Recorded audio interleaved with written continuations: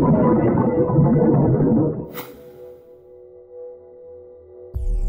have you got in mind to replace Jared Harper this week?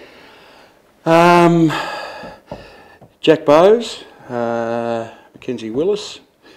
Unfortunately, with the way the rules are with the rookie list, we might have even played Ryan Davis, but fortunately we can't elevate a rookie. So Trent McKenzie's probably a week or two away. So that's our decision. We'll have a think about this afternoon. Rob, what was the general reaction from the group after hearing about Jared? Had a couple of days to digest it all. What's it been like? Oh, obviously they didn't find out till Monday. I think like Jared, like everyone is disappointed in his actions. Obviously made a big mistake. So he's very remorseful. The players obviously disappointed in his actions, but by the same token, they'll get around and support him and help him through it. It seemed like he was pretty visibly upset on Tuesday when we spoke to him. Has he been like that for most of the week, or is he sort of... Well, I think it was a big mistake, and I think hopefully it's only a once-offer. I mean, he's done so much good work in the community and so much good work in the Indigenous community, his academies and different stuff, that I think he's disappointed on all fronts. Obviously letting people down, so I think he's taken it pretty hard, which he should. Which I think he showed genuine remorse on Tuesday to the public. So he's still a bit solemn, I suppose. He's a bit introspective, but that's the way he is. So that he trained today, but I think it's more about getting him right and his mental application right. And on the field on Saturday, how much of a loss will that be, not having him there?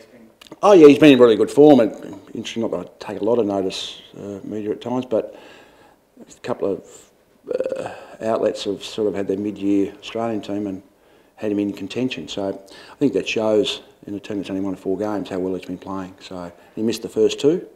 So he's been in good form. He's probably been our most consistent player. Kind of looks like he's been a calm head at the back, and he's been quite assured when he has the ball in hand.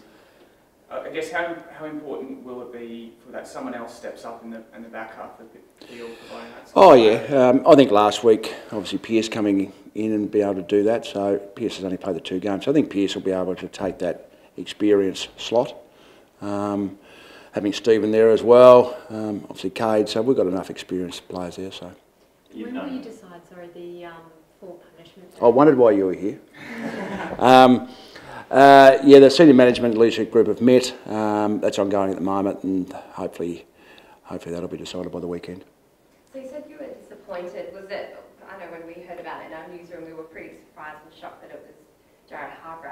Were you shocked when you heard about it? Yeah, I was shocked. Yeah, I was shocked. I mean, there's some things that Jared are working through in his life as well. But yeah, I was shocked. I think he didn't realise the anomaly. I think it was only just he didn't go to bed as late as people would think, and I just think he thought he'd probably be okay. So yeah, he's made a mistake, as we said. So everyone was shocked and disappointed. But Rocky, you've known him as long as anyone here, probably. Like, how you said you were shocked. How did your initial dealings with him once you found out?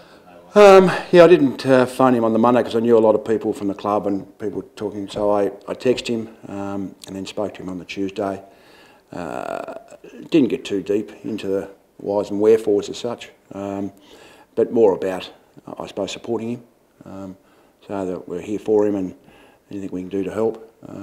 Not to beat himself up, because he's got a tendency at times to sort of beat himself up a bit. So I think he'll still be thinking along those lines. Rocket, how is his headspace? Yeah, he seems okay. I suppose what I said before, he beats himself up a bit. So I think he was a bit downcast. I think I think he's coming out of that. So I think the fact be able to get back to training is helping him and getting around the group. So I think that'll help him. Rocky, you talked about his form this year for the team and his leadership also around the boys. Are you confident that this will only drive him when he returns to go even steps further, or are you worried it might affect his form? Yeah, I don't know, Tom. To be honest, I would think, knowing him, that he would think he'd let the team down as well. So normally Jared's response to that sort of thing is to work harder and try harder. So I think the integrity of him, that he'll probably come back as good as he was. Are we looking at a punishment which is going to be a couple of weeks? Don't know. I can't comment. It hasn't been decided yet. on a different topic. Great. Injury list. That's good. I think you've only got Sammy Day. That's a completely different turnaround from this time last year. That must be quite refreshing for all you guys in the club. Yeah, there's a couple of younger players we'll miss now, so that, yeah, there's be 3 or 4 that aren't available, but it is a good turnaround. So hopefully the gods keep smiling on us. So, but as you can tell with other teams as well, that they, except the Giants, have coped extremely well and shows the quality that they've got, and they've been tough enough about it. But every team that tends to get 5 or 6 injuries tends to struggle a bit. How does that help? I guess picking your 22 though, it must give you so many more options, right? Yeah, it hasn't at this stage, because those players coming back needs more games in the twos, like Ainsworth. Richatelli will play his first game this week in the seconds, which is a great story. Mackenzie, so those players just need enough games to be able to cope. So it's good that they're on the way back. Lonigan's another one. So those players will, that's good that they'll get the game. So probably from next week onwards, we'll start to see them coming back in. Are there things that the club's done differently to cut that injury list down? Because it's more than 1 year that you were sort of seriously affected by injuries, isn't it? Yeah, it's been 2.5. Yeah. Yeah. First year was more soft tissue. Last year was more what we call trauma injuries, shoulders and knees. This year, yeah, I think with the staff that we've got, we've changed the way we train and some protocols. So sometimes a bit of bad luck comes into it. So at this stage, we've seen when we get injuries, they don't seem to last as long as we've had before. We haven't really. Only Sam Day's the only long-term injury. I think last year we had about 6. Yeah, it's a bit of everything, I think. Okay, with the healthy list, how important is that going into the second half of the year, where you really need to stay in touch with the top? Yeah, I think it'd be interesting to see how teams, because sometimes the battle fatigue can wear in, the attrition rate steps up on teams when you play every week. So I think the bye for these teams now will come at the right time, but how teams can handle that constant fatigue battle will be interesting to see. So for us, getting the players back, and those players haven't played a lot of games, so if we get enough games in the twos, that they won't be fatigued in 5 or 6 weeks. So that can really help us, we think. Talking this weekend, consistency hasn't been your biggest friend this season, but great win last weekend. What are you sort of expecting this week, and what can you do to get that sort of same effort again? Yeah, we speak about that constantly internally, about the consistency, and we'd like to think that we can bring the same work rate and intensity that we had last week, and we had 3 weeks before that against Geelong. So, yeah, certainly consistency has been an issue, but it's a constant battle for us. But we're confident enough the way we've trained, the way we've gone about it in the meetings, and the way players are talking, that they realise it's a vital game for us. You had one win on the road earlier this year, Rocket, but generally your away form's total contrast to here. Do you speak about that, or do you try and... Oh, no, we talk about it. Yeah, no, I think there's no good having the elephant in the room and ignore it, because it'll trample you. So we've spoken about it.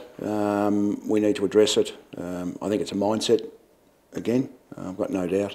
And yeah, we've won once this year on the road, but we need again to be more consistent with our travel. What do you expect out of Hawthorn? They're obviously a pretty proud team, and you gave them a good touch-up just 8 weeks ago, maybe 8 or 9 weeks ago. Like, what do you expect them to change much when they play? Oh, I think they're playing differently from when they played then, and I think after we beat them, probably 2 weeks later, they had a great win, and they've strung, won 4 out of 6 or 4 out of 7 or whatever they've done. So, as you said, they're a very proud side, and a very proud club, and they've played some good footy. So, and they play well at the MCG. So, that we think it's going to be a tough contest. If we go over the line by a point, we're very happy. If they're playing different, you said they're playing a bit different. How much do you look back at that last game? Do you sort of throw out most of it, or is it hard? I think the last game will be more about us, what we brought to the table. But certainly 9 weeks is a long time. Personnel have changed. Way teams are playing differently. Confidence levels are different, so I don't think you can take a lot out of it, to be honest. Are they as imposing this year as they have been in recent ones because of the obvious struggles, or are they as intimidating as they were? Awful. So they've played in 3 premierships, and now they've 4 wins. This year they've had some obvious struggles. Tommy, I'm not going to answer that, mate. I'll leave that one alone.